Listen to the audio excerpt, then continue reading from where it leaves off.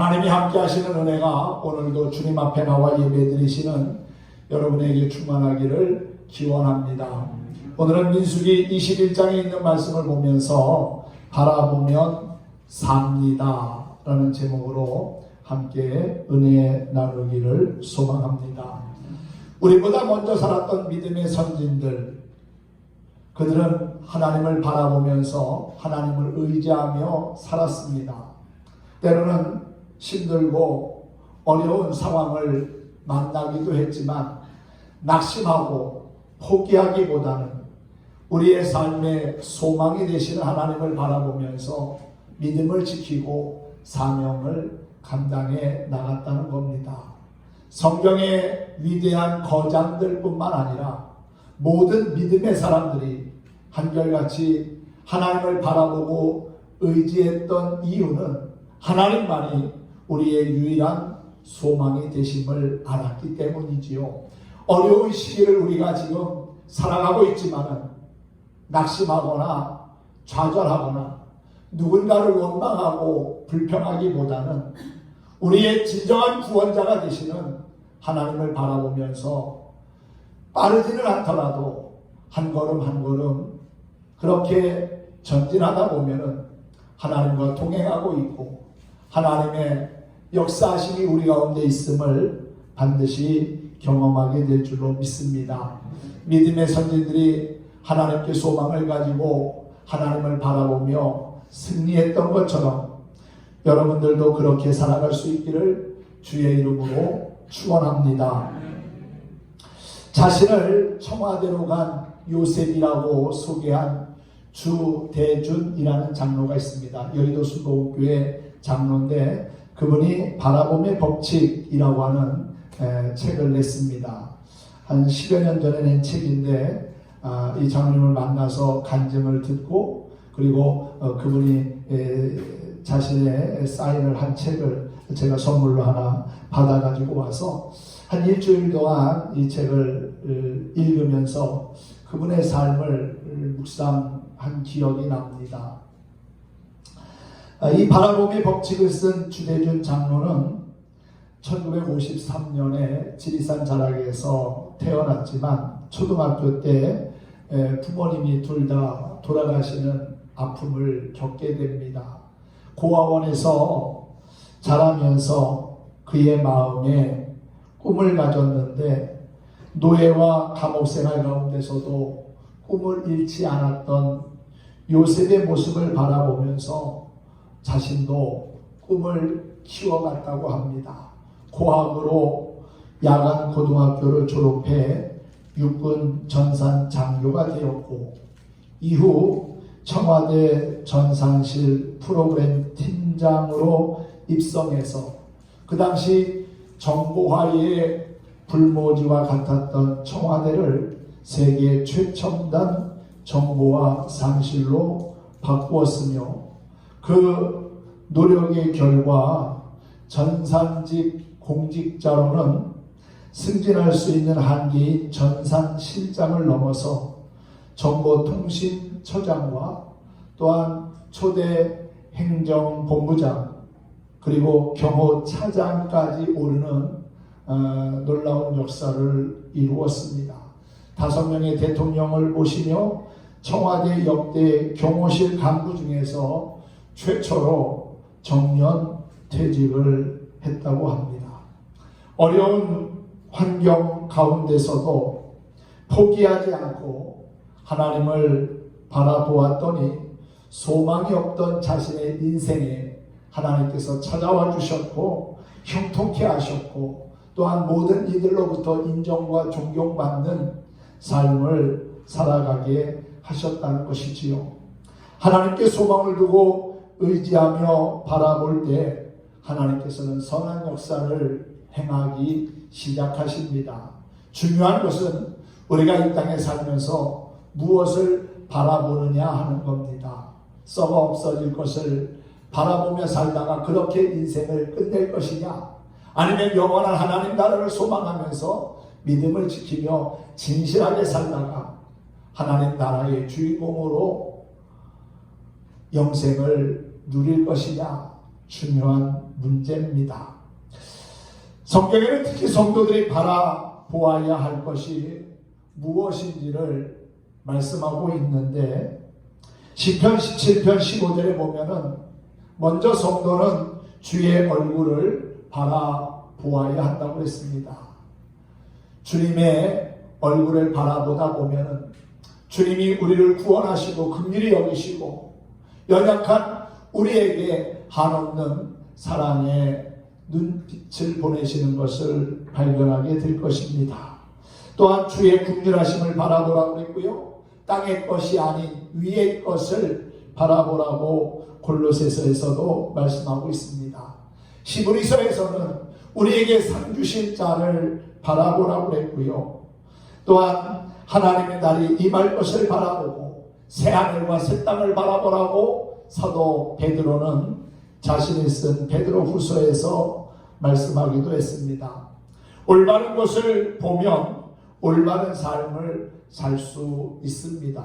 허탄한 것을 바라보면 우리의 삶은 병들고 무너지지만 하나님의 선한 역사를 바라보며 살다 보면 하나님이 우리의 삶을 이끌어 가시고 평탄케 하시고 형통케 하심을 보게 될 줄로 믿습니다.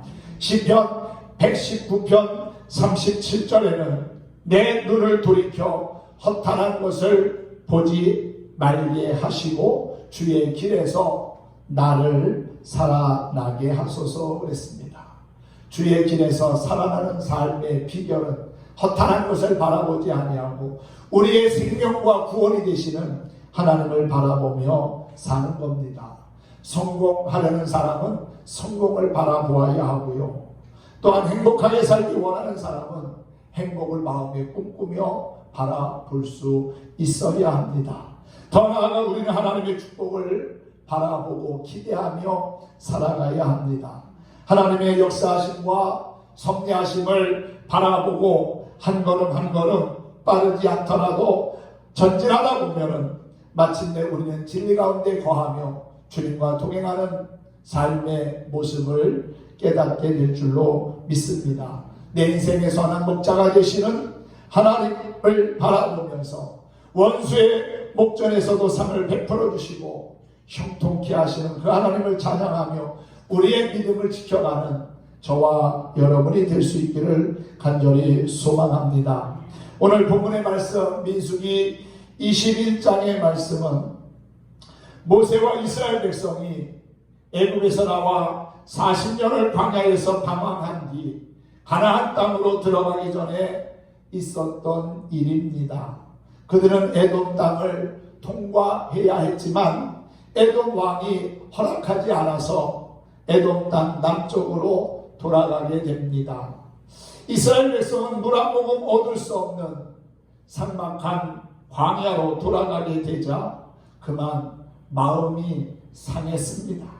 그래서 모세와 하나님을 향하여 원망하기 시작한 겁니다. 4절 말씀은 이렇게 시작하고 있습니다. 백성이 호르산에서 출발하여 홍해길을 따라 에돔 땅을 우회하려 하였다가 길로 말미암아 백성의 마음이 상하니라.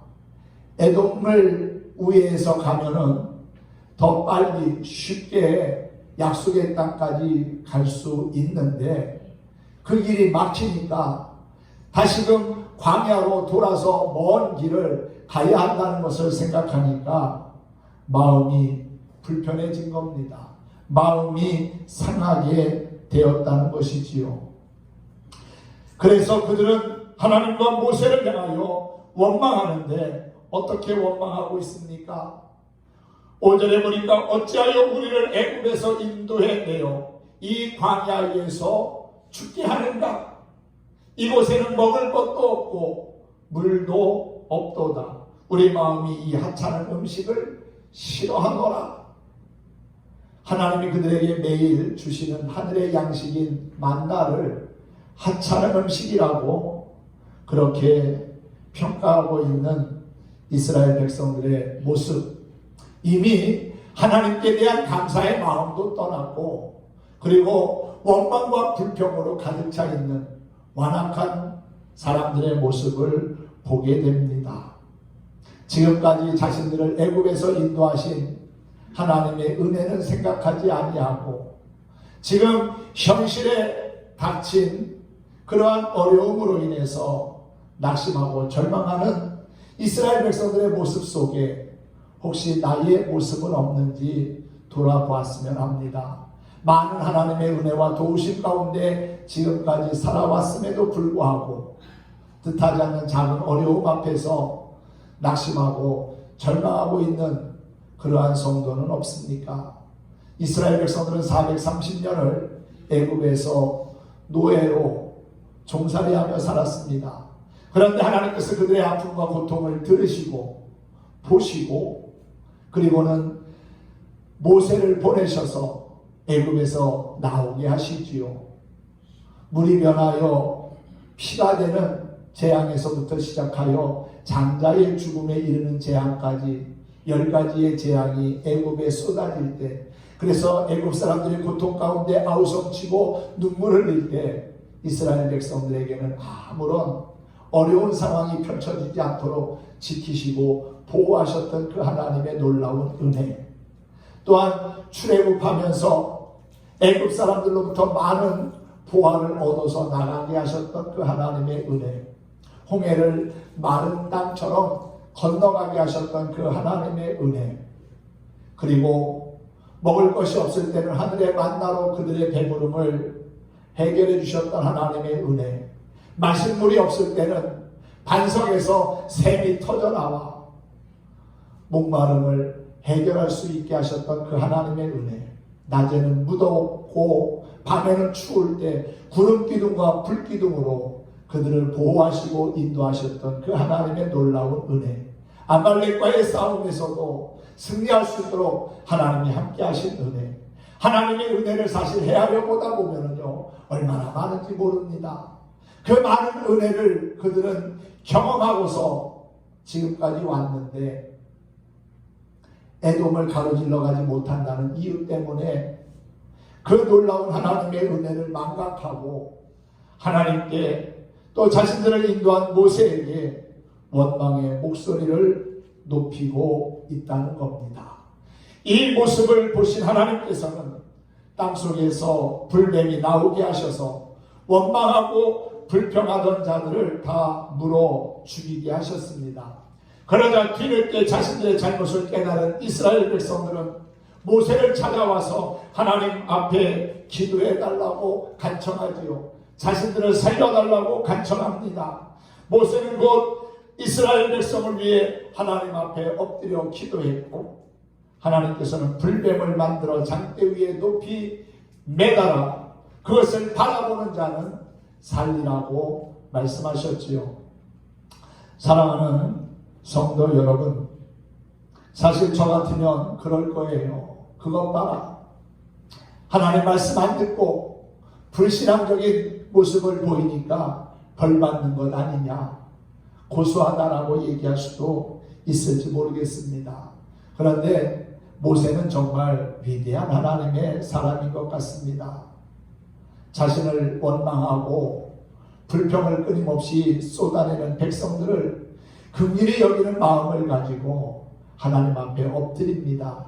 마치 자신이 하나님 앞에 잘못한 것처럼 모든 백성들의 죄를 끄집어 안고 하나님 앞에 엎드려 간절하게 기도하는 모세의 모습을 한번 생각해 보십시오.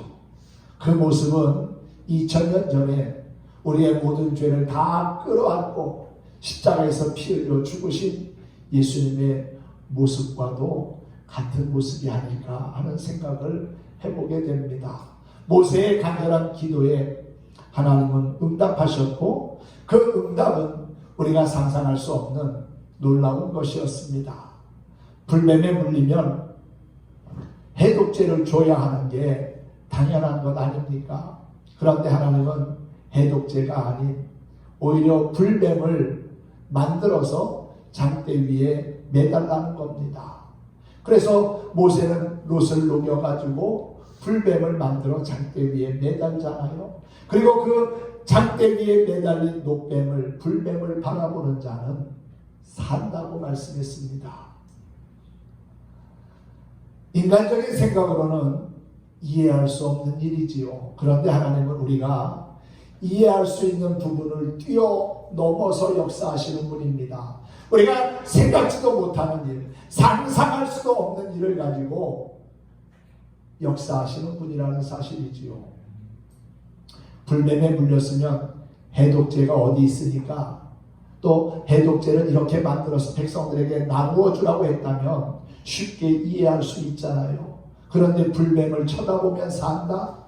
이거는 우리가 쉽게 이해할 수 없는 부분입니다. 그런데 믿음으로 순종하고 바라보면 결국은 사는 겁니다.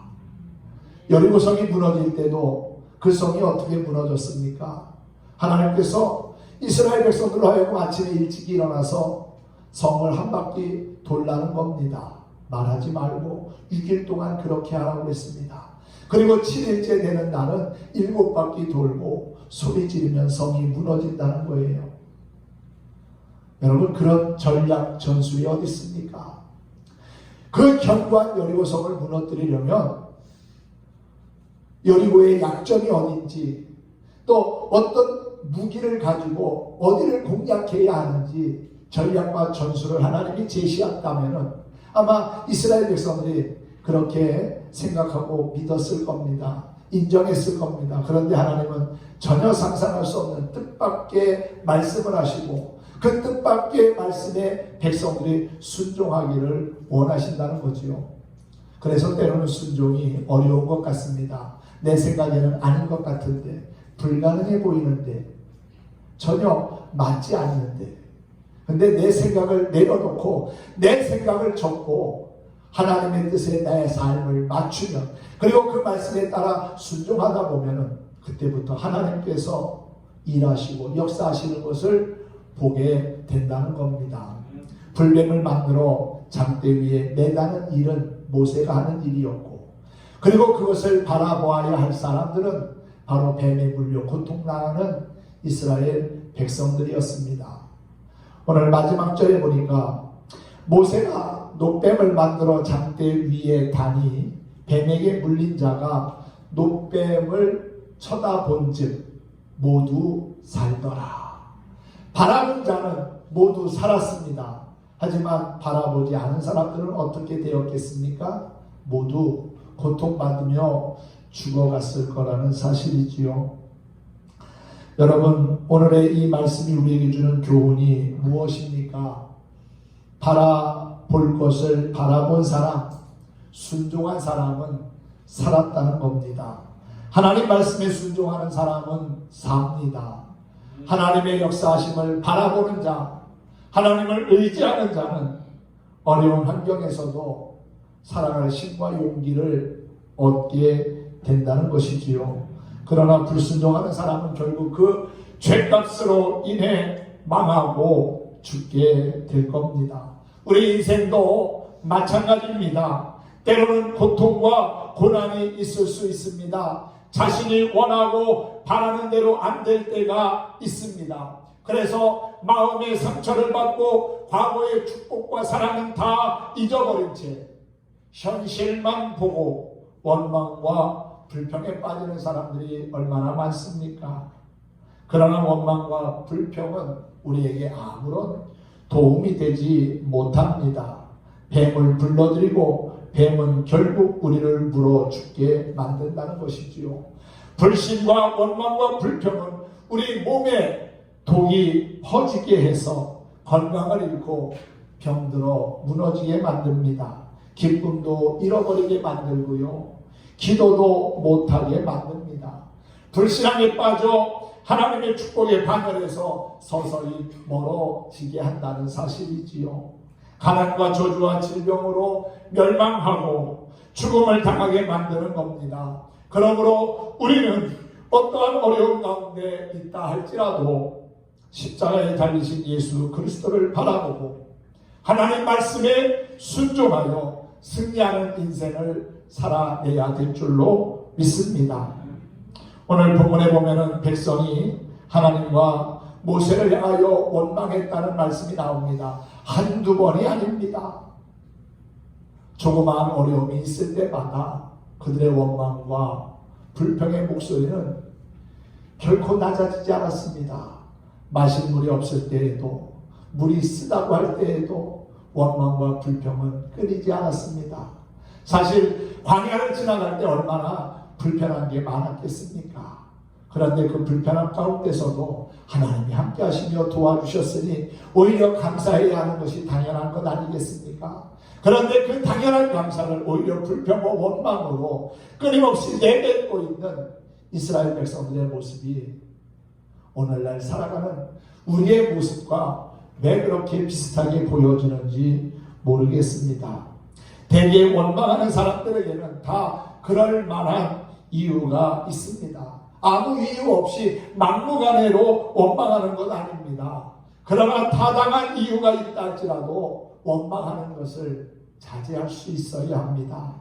그것이 지혜로운 사람이지요. 이스라엘 백성은 길로 인하여 마음이 상했다고 했습니다. 물론 빨리 가면 좋겠지만 지름길로 가지 않고 돌아가야 할 때가 있습니다. 때로는 시간이 걸릴 때가 있더라도 오히려 믿음을 가지고 감사하는 마음을 가져야 합니다. 그런데 이스라엘 백성은 하나님과 모세를 행하여 원망했다고 했습니다. 이 원망이라고 하는 말은 대적했다, 반대했다라고 하는 그러한 뜻을 가지고 있어요. 그들은 먼저 왜 광야에서 죽게 하느냐 원망했습니다. 그러나 하나님께서 이스라엘을 애굽에서 인도하여 내시고 홍해를 건너게 하신 것은 그들을 광야에서 죽게 하려고 그렇게 하신 것이 아니지 않습니까?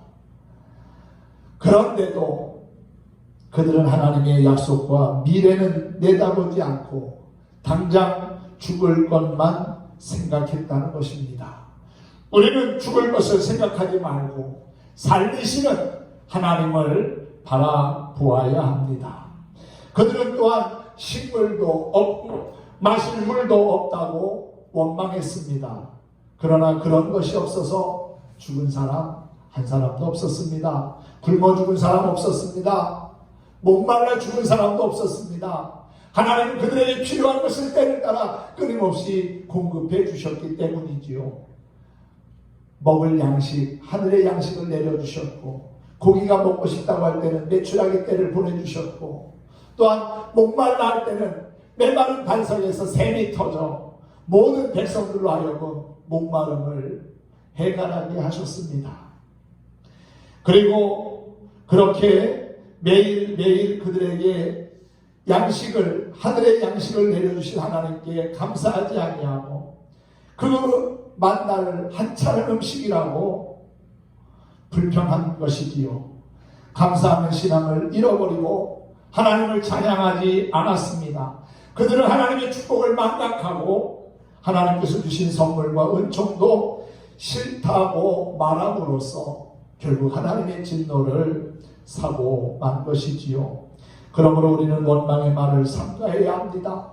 이스라엘 백성은 마음이 상한 상태로만 그냥 있었어도 하나님의 진노하심을 피할 수 있었을지 모릅니다. 그런데 그들은 입술로 원망 불평함으로써 하나님의 심판을 받게 된 것이지요.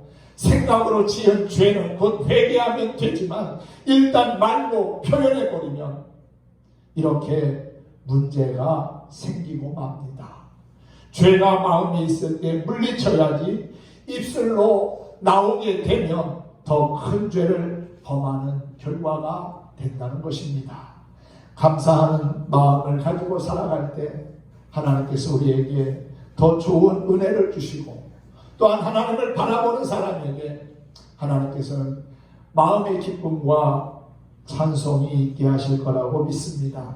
한 청년이 대학을 졸업하고 작은 회사를 차렸습니다.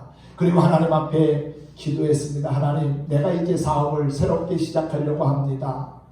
뜻이 맞는 사람들과 함께 사업을 시작하는데 잘 될 수 있도록 도와주옵소서. 그렇게 기도하고 사업을 시작했는데 얼마 지나지 않아 모 회사의 기계를 납품하게 됐습니다. 정성껏 잘 준비하고 만들어서 기계를 납품을 했는데 납품한 지 3일도 되지 않아서 반품해달라는 요청이 들어온 겁니다. 반품을 받으면 큰 피해를 보기 때문에 마음이 상했지만 그래도 환난과 시험이 닥쳐도 범사에 감사하라는 말씀을 생각하면서 감사했고 흔쾌히 반품의 요구를 받아들였습니다. 그리고는 하나님 앞에 다시금 그가 기도했습니다. 하나님, 우리에게 어려움이 생겼지만 하나님께서 이 어려움이 변하여 기쁨이 되게 하실 것을 믿습니다. 주님 도와주시고 더 좋은 것으로 허락해 주실 것을 믿습니다.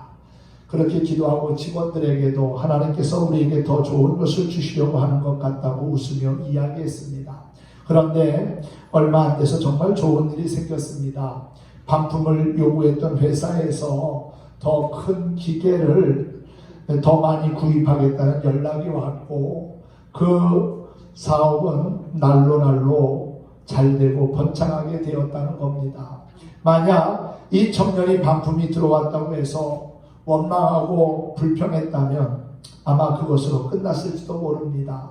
그런데 감사와 기쁨으로 나아가니까 생각하지도 못했던 좋은 일이 찾아왔다는 것이지요. 원망과 불평은 우리의 삶의 독과 같아서 우리의 삶을 병들게 하고 무너지게 하지만 감사와 기쁜 마음을 갖는 것은 양약과 같아서 우리의 삶의 즐거움을 평안함을 더해줄 줄로 믿습니다. 원망과 불평은 결국 불뱀을 불러왔지요. 6절에 보면 여호와께서 불뱀들을 백성 중에 보내어 물게 하심으로 죽은 자가 많은지라 그랬어요.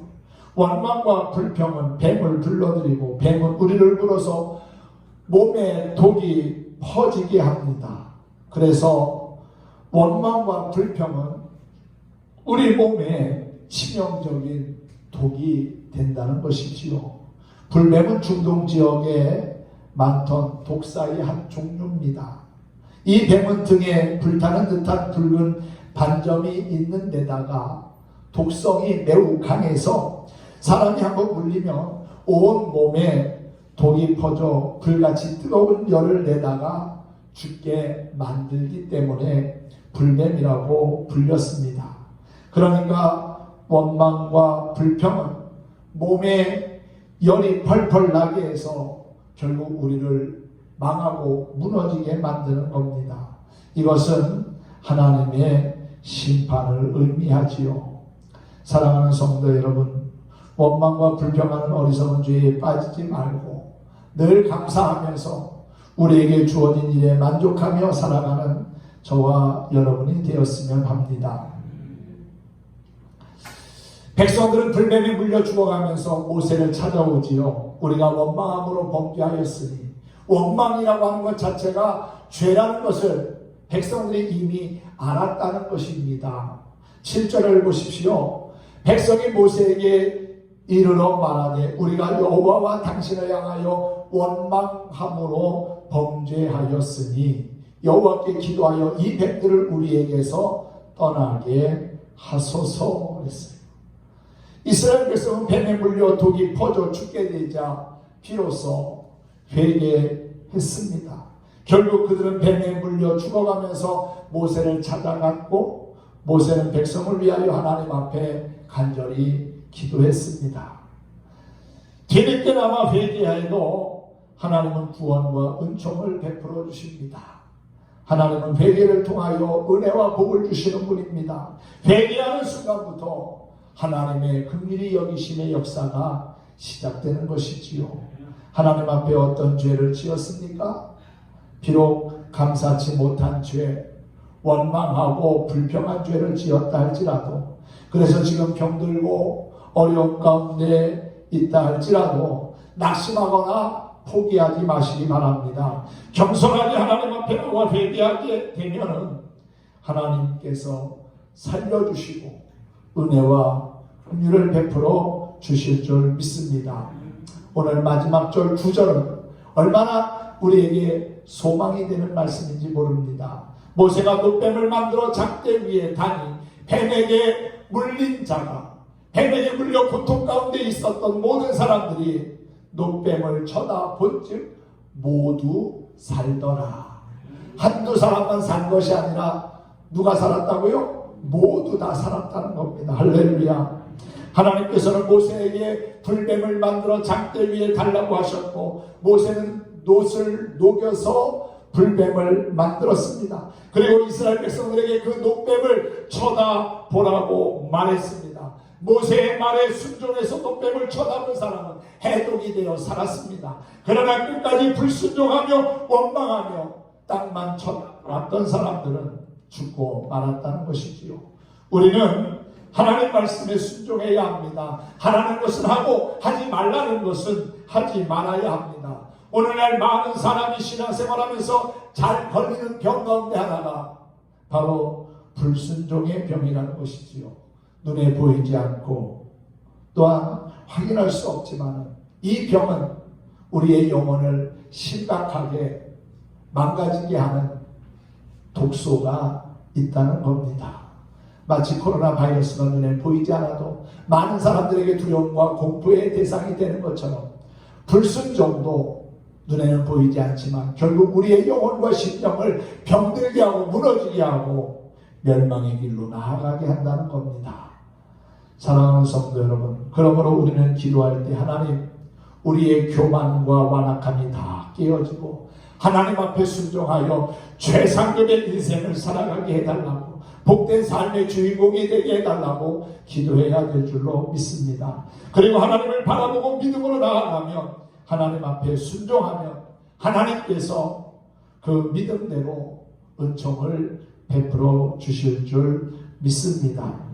사랑하는 성도 여러분, 하나님을 바라보며 순종하는 자는 영혼이 잘됨 같이 범사가 잘되며 강건해지는 은혜를 입게 될 줄로 믿습니다.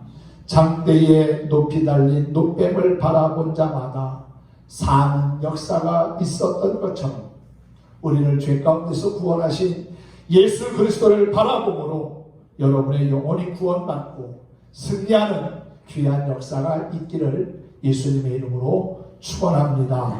바라보면 삽니다. 할렐루야.